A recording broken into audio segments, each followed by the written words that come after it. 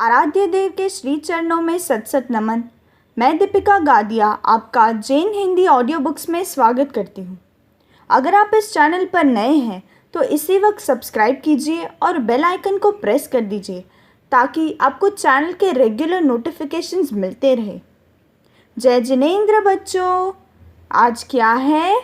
आज संडे है, तो आइए आज हम एक बहुत इंटरेस्टिंग स्टोरी सुनते हैं।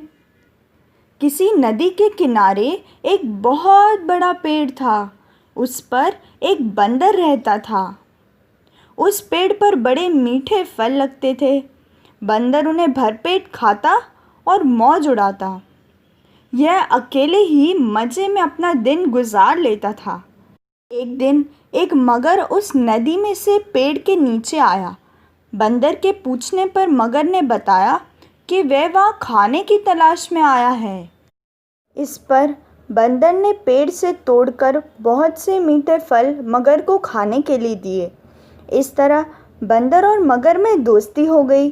अब मगर हर रोज़ वहाँ आता और दोनों मिलकर खूब फल खाते। बंदर भी एक दोस्त को पाकर बहुत खुश था।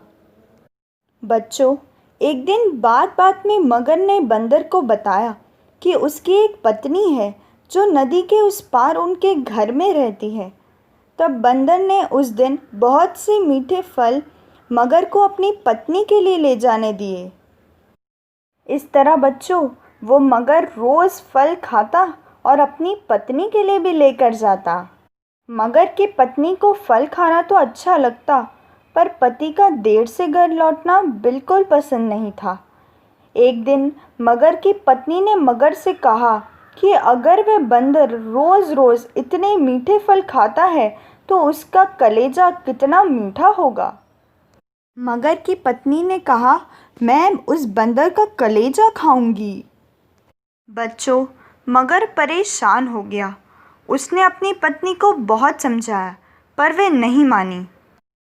मगरमच्छ दावत के बहाने बंदर को अपनी पीठ पर बिठाकर अपने घर लाने लगा। नदी के बीच में ही उसने बंदर को अपनी पत्नी के कलेजे वाली बात बता दी।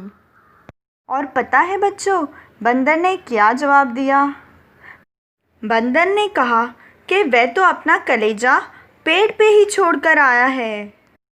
वह उसे हिफाजत के लिए पेड़ पे ही रखता है, इसीलिए उन्हें वापस जाकर कलेजा लाना पड़ेगा।